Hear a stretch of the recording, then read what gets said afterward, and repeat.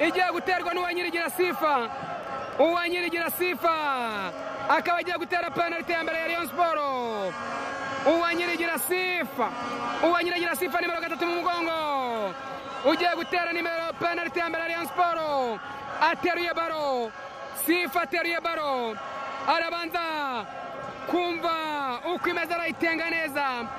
Sifa atenga baro, Sifa asubira inyuma, umusifuzi aramubwiye ati tera. Sifa ati go ahead, Sifa ati go ahead,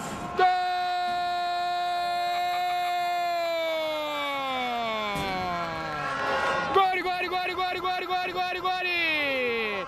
Uwanyirigira Sifa atsinda penalty ya mbere ikipe ya Rayon Sport. Imakire aza kumuha prestation. Mbibutsa ko uyu mukobwa Sifa aje muri Rayon Sport muri aka gace ka Ruturu kubera ko mbere yabaga mu ikipe ya AS Kigali ariko yarigiyemo n'umuntu avuye muri Rayon Sport. Uwanyirigira Sifa anandika bao ya Rayon Sport. Penalty y'indangarwa igiye guterwa n'uyu nimero 11 nawe ateruye baro, arabanje kuyiha umugisha nawe ateruye baro nimero 11 arayitenga neza cyane, arasubira inyuma yitonze cyane, ahanganye na Kimana Angelique, arateye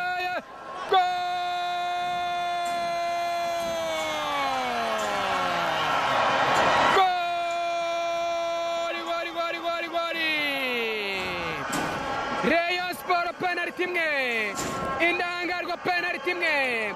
Ese aba bagore birarangira gute? Gigi rutayizamu ufite ibitego byinshi cyane muri Rayon Sport, rutayizamu wasimbuye Kaboy, ubu niwe meilleur buteur muri Rayon Sport, nimero 11 Gigi mu mugongo atereka baro nawe.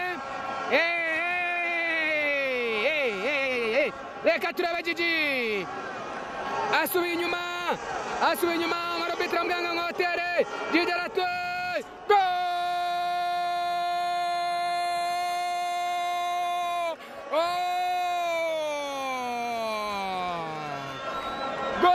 goli. Uyu bamwita Gigi nawe yinjiza penalty ya kabiri ya Rayon Sport. Andersen amubwira ati ni wowe wanjye kabisa.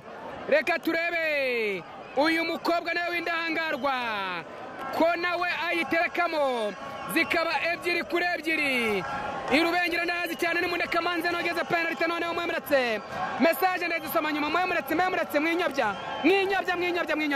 Hey indahangarwa igiye gutera penalty ya kabiri, umukobwa ahindukira yereka Ndakimana Angelique umugwanga amubwira ati reba nimero yanjye nambaye. Reka turebe umusifuzi amubwira ati go ahead, arateye hejuru ayitaye hanze.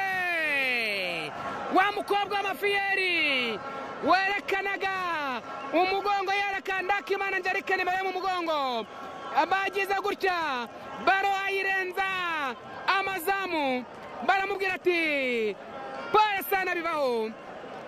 Penalty ya gatatu ku ruhande rw'ikipe ya Rayon Sport. Uyu ni nimero 15 nimero itangishaka Claudine nawe agiye gutera penalty ya Rayon Sport. Itangishaka Claudine nawe arihengeka arihengura asubira inyuma nimero 15 mu mugongo, asubira inyuma ararebana n'umuzamu w'indahangarwa ati go ahead, goli.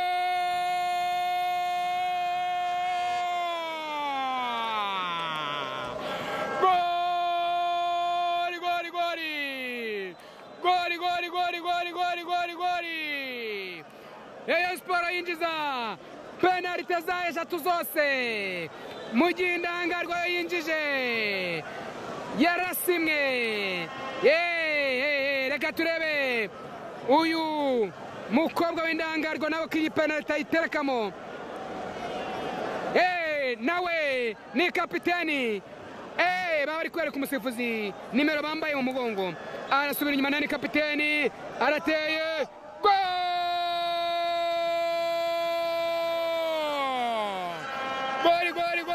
goli indahangarwa kapiteni mwenye gikwembe ntabwo barata penalty turi kapiteni iryo kosa niryabaho uyu ni nimero 4 nawe wa Rayon Sport ese iyi penalty arayitsinda arayirata banganya n'indahangarwa cyangwa arayitsinda bakomeza bakonfirme ko Rayon Sport iyoboye nimero 4 wagiye amasimbuye mu gice cya kabiri reka turabe nawe ni kwa kundi arimo arereka umuzamu arereka arbitre nimero nawe asubiye inyuma gakeya aratera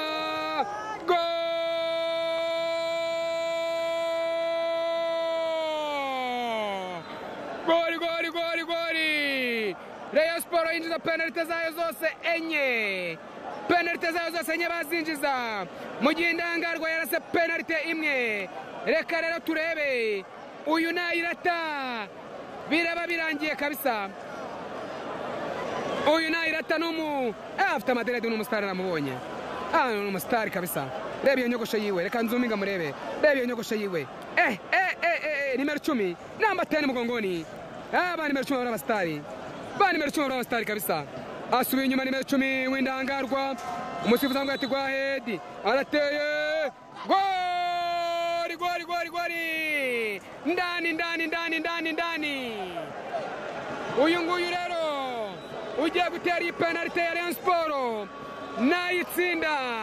nayitsinda biraba birangiye kuko niyo ya nyuma ubwo Rayon Sport reba yinjije 5 zayo zose mu gihe indahangarwa baraba barase penalty imwe ubwo rero uyu ni ugiye gucyura Rayon Sport nimero 12 mu mugongo ese araducyura cyangwa arayirata ibintu bisubire irudubi reka turebe nimba uyu ari ugiye kuba murengezi w'abareyo nimero 22 mu mugongo yewewe mani ikunda u Rwanda mani ikunda abareyo tabari penalty ijyamo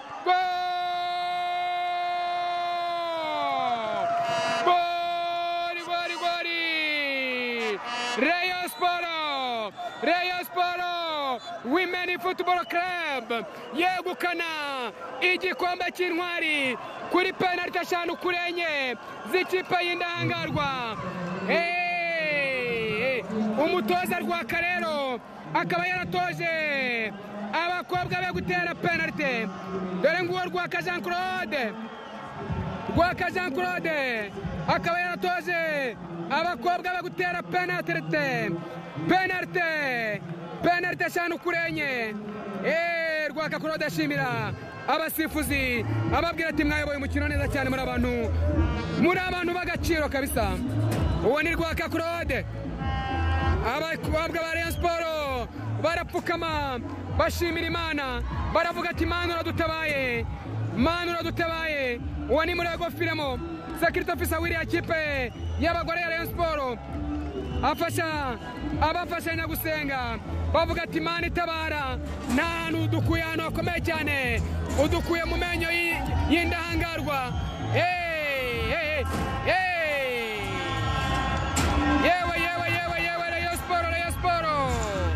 Rayon Sport barapfukamye barimo barasenga bavuga ati iki gikombe tugikesha Imana yo mu ijuru iki gikombe tugikesheje Rusengo kabisa